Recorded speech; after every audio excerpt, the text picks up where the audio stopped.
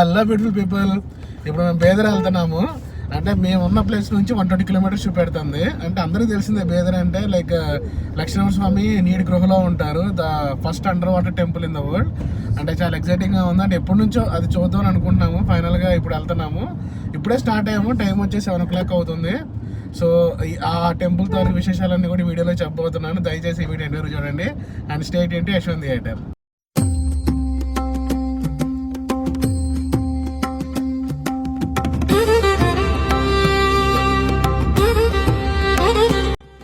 ఇప్పుడే టెంపుల్లోకి ఎంటర్ అవుతున్నాము.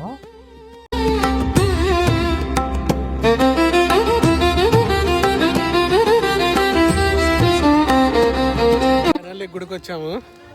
అందరం ఇప్పుడు దర్శనానికి వెళ్తున్నాము. మా ఊరు చూడండి, నీళ్ళు ఉంటాయి కదా అని చెప్పి ముందుగా వాటర్ ట్యూబ్ తెచ్చుకున్నాడు.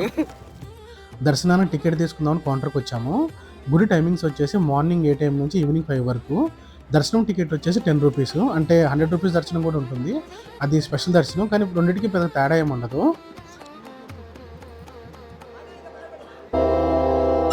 ఇప్పుడే వెళ్తున్నాము స్వామివారిని దర్శించడానికి. జలనరసింహస్వామి.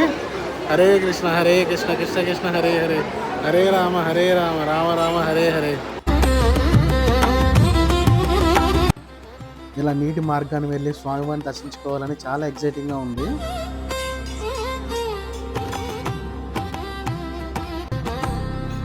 నీటి ద్వారం ద్వారా ఎంటర్ అవుతున్నాము స్వామివారిని దర్శనం చేసుకోవడానికి. గోవింద గోవింద గోవింద గోవింద గోవింద గోవింద గోవింద. చాలా చల్లగా ఉన్నాయి నీళ్ళు అయితే. రేష్మ మునిగిపోతావు, రేష్మ జాగ్రత్త. మా చెల్లి అను మా బాబు అయితే చాలా భయపడుతున్నారు నీటిలో వెళ్ళడానికి. కర్ణాటక రాష్ట్రంలోని బీదర్ జిల్లాలో ఉన్న పవిత్రమైన జల లక్ష్మీనరసింహస్వామి దేవాలయానికి ఒక ప్రత్యేకమైన స్థానం ఉంది. ఎందుకంటే మనం స్వామివారిని నీటి మార్గాన్ని వెళ్ళి దర్శించుకుంటాం అనేది భక్తులకి ఒక ప్రత్యేకమైన అనుభూతిని ఇస్తుంది. ఇది హైదరాబాద్కి సరిగ్గా 140 కిలోమీటర్ల దూరంలో ఉంది. ఇలా నీటి మార్గాన స్వామివారిని దర్శించుకోవడానికి వెళ్ళేటప్పుడు మా ఎక్స్పీరియన్స్ ఎలా ఉంది, అలాగే ఆ నీటి మార్గం అనేది ఎలా ఉంది రెండు చూపిస్తున్నాను చూడండి. క్రీస్తు శకం 400 ఏళ్ల కింద స్వామివారి ఇక్కడ వెలిసినట్టు స్థల పురాణం చెబుతుంది. ఇక్కడ స్వామివారిని జల లక్ష్మీ నరసింహస్వామి అని ఎందుకు పిలుస్తారనే దానికి ఒక పురాణ కథ కూడా ఉంది. ప్రస్తుతం స్వామివారు వెలిసిన ఈ గృహలో ఒకప్పుడు శివుడు తపస్సు చేసుకుంటూ ఉండేవాడట. జలాసుడు అనే రాక్షసుడు శివుడి తపస్సుకు భంగం కలిగిస్తూ ఉండగా అప్పటికే ప్రహ్లాదుని కాపాడటానికి ఉగ్రరూపం దాల్చిన స్వామి హిరణ్యకశిపుని సంహరించిన తర్వాత అదే ఆగ్రహంతో ఈ ప్రాంతానికి వచ్చి శివుడి కోరిక మేరకు జలాసుడు సంహరించిన తర్వాత జలాసుడు క్షమించమని అడిగి స్వామివారిని కోరిక కోరాడట. ఆ కోరిక మేరకు స్వామివారి ఇక్కడ వెలిసి జలలక్ష్మీ నరసింహస్వామిగా పిలువబడుతున్నారు. జలాసురుడు నీటిగా మారి స్వామివారి పాదాల నుండి ప్రవహించడం మొదలుపెట్టాడట. ఆ నీరే ఈ గృహలో ప్రవేశిస్తుంది. ఈ నీటి ద్వారం ద్వారానే మనం స్వామివారి సన్నిధికి చేరుకుంటాం అన్నమాట. ఇలా నీటి మార్గాన దర్శనానికి వెళ్ళటం ఇదే నాకు మొదటిసారి. చాలా ఎగ్జైటింగ్గా ఉంది. ఇక్కడికి వచ్చినటువంటి భక్తులు కూడా చాలా ఎగ్జైటింగ్గా ఫీల్ అవుతున్నారు స్వామివారిని ఇలా దర్శించుకోవటం. నీళ్ళు అయితే చాలా చల్లగా ఉన్నాయి. అంటే స్టార్టింగ్ నుంచి స్వామివారి సన్నిధికి 300 అడుగుల దూరం ఉంటుంది. దీని లోతు వచ్చేప్పటికి ఒక 4.5 అడుగులు ఉంటుంది. అంటే కరెక్ట్గా మన గుండె లోతుకి వస్తాయి నీళ్ళు. స్టార్టింగ్ మనకు కొంచెం బాగా చల్లగా అనిపిస్తుంది, కానీ వన్స్ మనం దర్శనానికి వెళ్ళేటప్పుడు మనకి అలవాటు అయిపోతుంది, మనకి అంత చల్లనేది తెలియదు.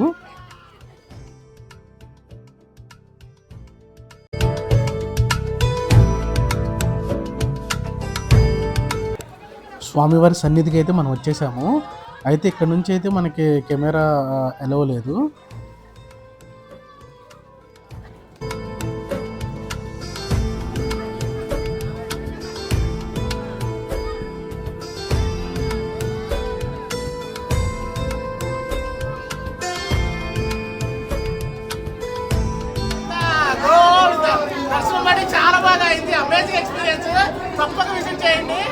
ఇంకా దర్శనం చేసుకొని రిటర్న్ అవుతున్నాము.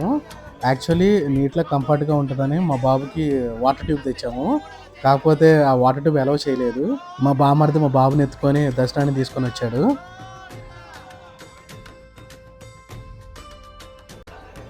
దర్శనం అయితే చాలా బాగా జరిగింది. ఇప్పుడు బయటకు వస్తున్నాము.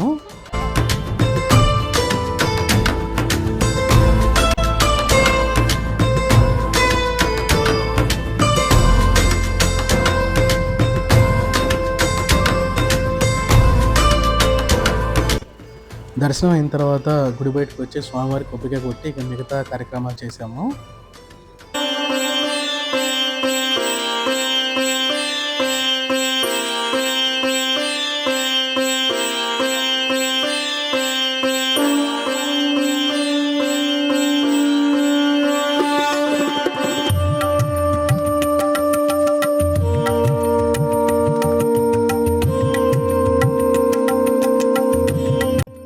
ఇది గుడి బయట ఉన్న కొలను.